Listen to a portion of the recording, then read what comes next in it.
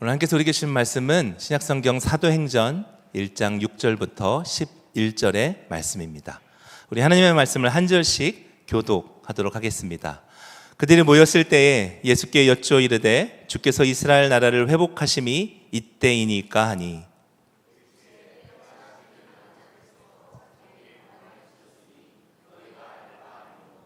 오직 성령이 너에게 임하시면 너희가 권능을 받고 예루살렘과 온 유대와 사마리아와 땅끝까지 이르러 내 증인이 되리라 하시니라.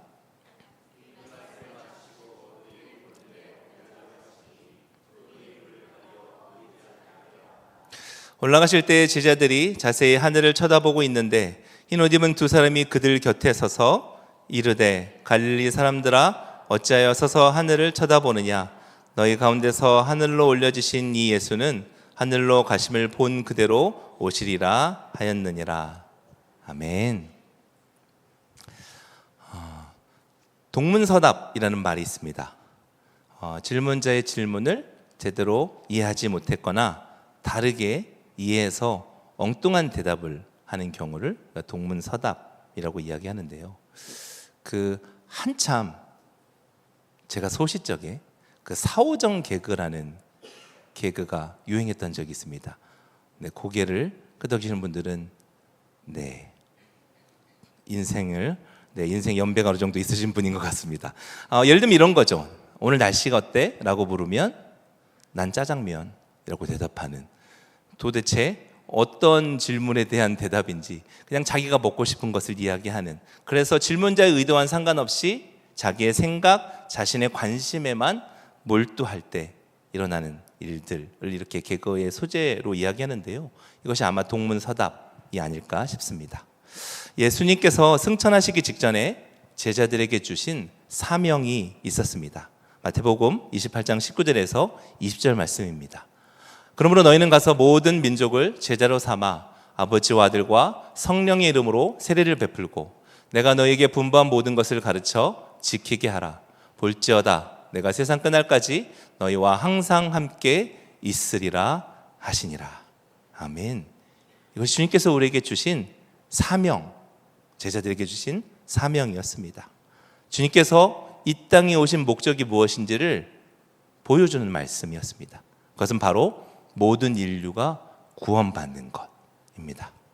그렇다면 주님의 부르심을 받은 자들, 주님을 따르는 자들, 주님의 그 말씀 가운데 살아가는 자들의 소명은요, 마땅히 해야 될 그 사명은 또한 구원이어야 합니다.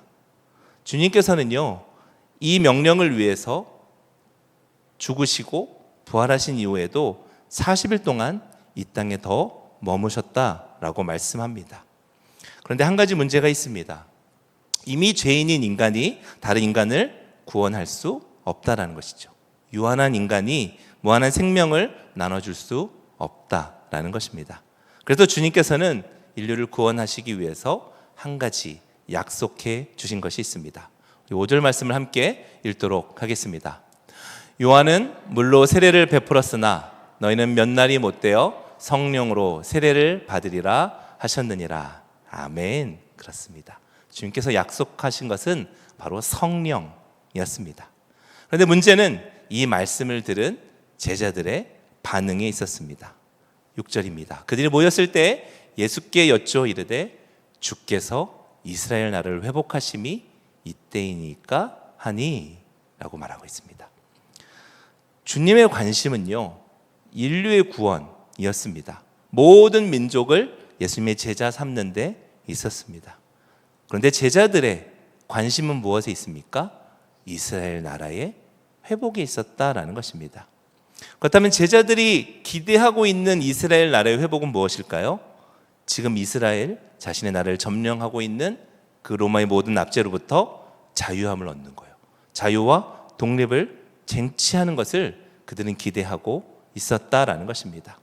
그것을 위해서 자신들이 메시아를 기다렸는데 그 메시아인 줄 알았던 예수님께서 십자가에서 너무나 무기력하게 힘없이 돌아가셨습니다. 그런데 그것이 끝이 아니었습니다. 분명 죽으시고 장사 지냈던 예수님께서 다시 살아나셔서 그들과 함께 무려 40일 기간을 함께 계셨다라는 것입니다. 그러자 제자들은 그렇다면 바로 지금이야말로, 이 순간이야말로 이제 하나님의 나라가 올 것이다라고 생각했다라는 것이죠. 그런데 문제는 뭡니까? 그들이 기대하고 그들이 생각했던 그 하나님의 나라는 여전히 이스라엘이 로마로부터 회복되는 것, 그 자신의 그 나라가 주권을 회복하는 것이었다라는 것입니다.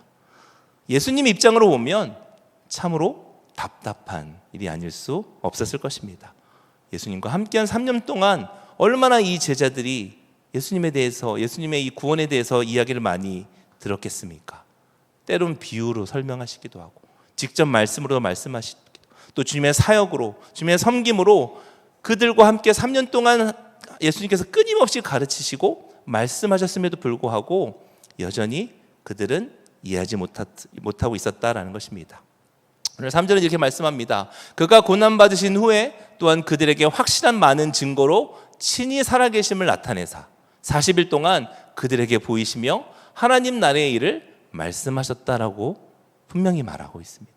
그러니까 예수님이 돌아가시기 전에 이해 못할 수 있습니다.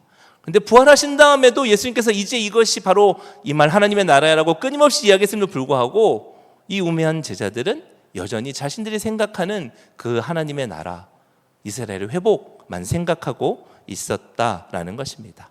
자신들의 생각과 자신들의 관점을 여전히 바꾸지 못하고 있었다라는 것이죠. 우리가 이 말씀을 통해서 깨닫게 되는 것이 있습니다. 이 땅에 오신 하나님이요, 진리이신 그 예수님께서 직접 하신 그 말씀을 듣는다 할지라도 다 그 진리를 깨닫게 되는 것이 아니다라는 것입니다. 그러니까 때론 그런 생각을 할 때 있지 않습니까? 내가 직접 그 예수님의 말씀을 들었다면 내 믿음이 달라질걸? 아니요, 그렇지 않을 수 있다라는 것입니다. 그래서 예수님께서요, 그것을 믿을 수 있도록 우리에게 약속해 주신 것이 있다. 오늘 보면 그것이 바로 성령님이다 라고 말씀하고 있는 것입니다. 우리가 신앙생활하면서 여러 가지 고민들이 있습니다. 설교도 듣고 또 기도도 하고 말씀 묵상도 하는데 이해가 안 되는 부분들이 있습니다. 답답함이 있고요. 어떤 날은 내 신앙이 굉장히 분명한 것 같고 그래서 내 신앙이 분명히 바로 서 있는 것 같이 느껴지다가 어떤 날은 헷갈릴 때도 있습니다. 분명 뭔가 있는 것 같은데 하나님을 믿기는 하는데 뭔가 만족스럽지 못한 나의 믿음과 나의 신앙, 흔들리는 모습이 우리 안에 있다라는 것입니다. 그래서 위기가 오고 때론 작은 시험에 의심하고 부인하기도 하는 것이 우리의 모습이라는 것입니다. 이때 우리가 구해야 할 것이 있다는 것입니다. 바로 성령님입니다. 성령님을 받기 전에는 하나님의 음성을 온전히 듣지 못합니다. 오늘 제자들이요, 그렇게 예수님과 함께 동고동락하면서 3년이나 함께하고 부활하신 후에 40일 동안 하나님의 나라를 이야기했음에도 불구하고 그들이 다 이해하지 못했던 것처럼요, 귀에 들려도 듣지 못하고 깨우치려 해도 깨닫지 못할 수 있다는 것입니다. 사실 제자들은요, 이렇게까지 이스라엘의 독립을 갈망하는 사람들도 아니었습니다. 예수님을 따르기 전까지 그들은 로마의 압제 그 치하에서 그저 자신이 살아갈 수 있는 방법으로 어부와 같은 소시민적인 삶을 살았던 사람들입니다. 심지어 로마 정부 앞잡이였던 세리라고 하는 직업을 갖고 있던 마태도 있었습니다. 그런데 갑자기 왜 이 제자들이 이렇게까지 이스라엘의 독립과 회복을 원할까요? 제자들이 성령을 받기 전까지 그들이 생각하고 원했던 하나님의 나라의 회복은 이 땅에서의 정치적 독립과 경제적인 부흥, 그것밖에 없었기 때문입니다. 쉽게 말하자면 예수님은 구원을 말씀하고 계시는데 제자들은 오병이어의 빵을 계속해서 원하고 있었다라는 것입니다. 말 그대로 동문서답하고 있었다라는 것이죠. 우리가 믿는 하나님은, 우리 아버지 되신 하나님은 신실하신 하나님이십니다. 신실한 분이시다라는 것은 하나님께서 하신 약속을 반드시 지키시는 분이다라는 의미입니다.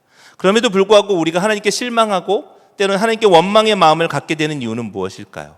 그것은 하나님이 신실하지 않으셔서가 아니라 우리가 하나님의 관점에 초점을 맞추지 못하고 있기 때문에 내 생각, 내 관심에만 집중하고 있기 때문입니다. 내가 하나님의 뜻을 따르는 것보다 하나님이 내 뜻대로 움직여주기를 원하는 마음이 더 크기 때문입니다. 제자들이 예수님을 버린 이유도, 심지어 저주하며 배신했던 이유도 다 이것 때문입니다. 그렇게 끝까지 이 이스라엘의 회복을 묻는 제자들에게 예수님께서 이렇게 답하고 계십니다. 우리 7절 말씀을 함께 읽도록 하겠습니다. 이르시되 때와 시기는 아버지께서 자기의 권한에 두셨으니 너희가 알 바 아니요. 네. 제가 존경하는 한 신학 교수님께서 항상 이 말씀을 읽을 때마다 성경 최초의 알바가 등장하는 말씀이다라고 이야기하십니다. 예수님께서 이스라엘 정치적 회복이 가장 중요한 문제가 아니라는 것을 분명히 말씀하고 계시죠. 만약 교회가 정치적인 집단이라고 한다면 교회의 궁극적인 관심은 당연히 이스라엘 정치적 회복이 맞을 것입니다. 그런데 교회와 그리스도인들의 궁극적 관심은 세상적인 회복이 아니라는 것입니다. 그렇다고 해서 이것이 중요하지 않다라는 것은 아닙니다. 그런데 교회의 우선의 관심의 대상은 세상의 회복이 아니라는 것입니다. 그럼에도 불구하고 끝까지 우매하게 묻는 이 제자들에게 예수님께서는 그때와 그 기한은 하나님 아버지께 있어라고 이야기해 주시는 겁니다. 주님의 섬세한 그런 마음을 우리가 알 수 있는 거죠. 여전히 우매한 이 대답을 하고 있는데, 질문을 하고 있는데, 그것에 대해서도 예수님께서는 그 때와 시기는 우리가 알 수 없어라고 이야기하는 거죠. 동문서답하는 그 제자들의 질문에도 존중해 주시는 것입니다. 그러면서 주님께서는 8절에서 이렇게 말씀합니다. 새로운 효과가 깔려 있습니다. 우리 같이 함께 8절 말씀 읽도록 하겠습니다. 오직 성령이 너에게 임하시면 너희가 권능을 받고 예루살렘과 온 유대와 사마리아와 땅끝까지 이르러 내 증인이 되리라 하시니라. 아멘.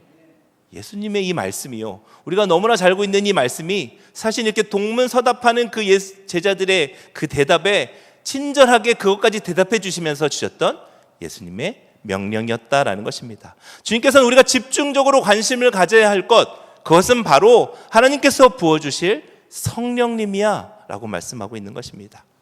그리고 성령님이 우리에게 임했을 때 우리에게 일어나는 두 가지 일에 대해서 말씀하십니다. 첫 번째는요, 권능, 즉 능력을 받게 된다라고 말씀하고 계십니다. 이 능력이라고 하는 것은 어떤 세상적인 능력, 인간적인 능력을 말씀하시는 것이 아니라 하나님 나라의 능력이요, 하나님의 능력을 갖게 된다라는 것입니다. 우리가 예수님을 믿게 되면 우리 안에 임하시는 하나님의 평안이 있습니다. 그것을 우리는 세상에 줄 수 없는 평안이라고 이야기합니다. 사도 바울은요, 자신이 매를 맞고 감옥에 가면서도 기쁨을 주체할 수 없었습니다. 그래서 그곳에서도 하나님을 찬양했다라고 말씀하고 있습니다. 심지어 어떤 이들은 자신의 아들을 죽인 그 원수를 용서하고 자신의 아들을 삼는 사랑의 원자탄 같은 그런 일들이 일어난다는 것입니다. 어떻게 이런 일이 인간에게 일어날 수 있습니까? 죄인인 연약한 인간에게 어떻게 이런 일들이 일어날 수 있냐라는 것입니다. 능력이라는 것입니다. 그것이 바로 성령의 능력, 사랑할 수 있는 능력, 용서할 수 있는 능력, 원수를 용서하고 오히려 그를 위해서 기도해 줄 수 있는 능력, 그것은 바로 하늘로부터 오는 것이고 우리가 성령님을 받을 때 그 능력을 발휘할 수 있게 된다는 것입니다. 그리고 우리가 그 성령의 능력을 받게 되면 내 증인이 될 것이다 라고 예수님께서 말씀하고 계십니다. 그래서 그리스도인이라는 것은 같은 말로 주님의 증인이 되는 것입니다. 비록 우리는 예수님의 제자들처럼 예수님의 생전의 모습을 한번 본 적도 없습니다. 예수님의 음성을 육성으로 들어본 적도 한 번도 없습니다. 그렇지만 부활하신 그 주님의 손과 발을 만져본 적도 없지만 주님께서 나의 구원자이심을 분명하게 믿고 살아가고 있습니다. 이것이 바로 성령의 능력이라는 것입니다. 많은 선교사들이 지금도 선교지로 떠나고 있습니다. 누가 떠밀려서 가는 것도 아니고요, 누가 시켜서 가는 거 아닙니다. 자신의 발로, 자신이 결정해서 때로는 목숨이 위험한 그 선교지를 가는 이유가 무엇입니까? 자신의 누릴 수 있는 안락함과 평안함, 자신이 누릴 수 있는 모든 권리를 다 포기하고 떠나는 그 선교사들의 그 마음은 무엇 때문일까요? 사람이 말릴 수 없는, 이것은 주님의 증인되고 싶어하는 마음입니다. 그리고 이것은 하나님의 주시는 성령님의 능력 때문에 할 수 있게 되는 것입니다. 그래서 성령이 두 가지 일, 능력을 받고 증인이 되는 삶으로 인해서 우리는 더 이상 제자들처럼 동문서답하는 그런 답답한 자들이 아니라 하나님과 예수님과 같은 꿈을 꾸고 하나님이 원하시는 나라를 이 땅 가운데 세울 수 있게 되는 것입니다. 그러므로 주님은 제자들에게 이렇게 말씀하십니다. 우리 11절 말씀을 같이 함께 읽도록 하겠습니다. 이르되 갈릴리 사람들아 어찌 서서 하늘을 쳐다보느냐, 너희 가운데서 하늘로 올려지신 이 예수는 하늘로 가심을 본 그대로 오시리라 하였느니라. 아멘. 하늘만 쳐다보지 말고 너희 현실로 돌아가라는 것입니다. 너에게 성령이 임할 것이다. 은혜를 받으면요, 누구나 초막셋을 짓고 싶어 합니다. 같이 은혜를 받은 사람들과 그들끼리만 같이 그 은혜를 나누고 싶어 합니다. 그런데요, 우리에게 성령을 주시고 우리에게 은혜를 주시고 우리에게 영적인 경험을 하시게 하는 이유는 이 땅으로 돌아오도록, 이 세상으로 돌아오도록. 그래서 예수님께서 명령하셨던 이 땅의 모든 끝까지 그 예수님의 제자가 되게 하는 것, 증인되는 삶을 살아가는 것, 그것이 바로 예수님께서 이 땅에 오신 이유라는 것입니다. 하늘로 승천하신 예수님은 올라가신 그 모습 그대로 그 능력으로 다시 이 땅 가운데 오실 것입니다. 그때까지 성령을 받은 우리들은요, 그 주신 그 능력을 가지고 하나님의 뜻을 깨달아 영생을 전하는 주님의 증인으로서의 삶을 살아가야 하는 것입니다. 2025년 한 해 교회 성령으로 충만하다는 말씀을 가지고 우리가 살아갑니다. 우리에게 성령이 충만하게 될 때 뭔가 특별한 은사, 방언, 어떤 감정적인 그런 것들이 아니라 성령을 통해서 예수님이 왜 이 땅에 오셨는지, 예수님이 그토록 이 땅 가운데 제자들을 통해서 가르쳐 주시고 또 전하고 싶으셨던 그 하나님 나라가 온 땅 가운데 전하게 되는 그 증인의 삶을 살아낼 수 있는 저와 여러분 되시길 주님의 이름으로 축복합니다. 기도하겠습니다. 사랑의 주님, 우리에게 진리의 성령님을 가르쳐 주시고 또 약속해 주셔서 감사합니다. 우리로 하여금 주님의 거룩한 영으로 충만하게 해 주시고 그 진리를 깨닫게 하시며 하나님 뜻과 말씀대로 온전히 살아가는 우리 모두가 되게 하여 주옵소서. 감사드리며 살아계신 우리 구주 예수 그리스도의 이름으로 기도드립니다. 아멘.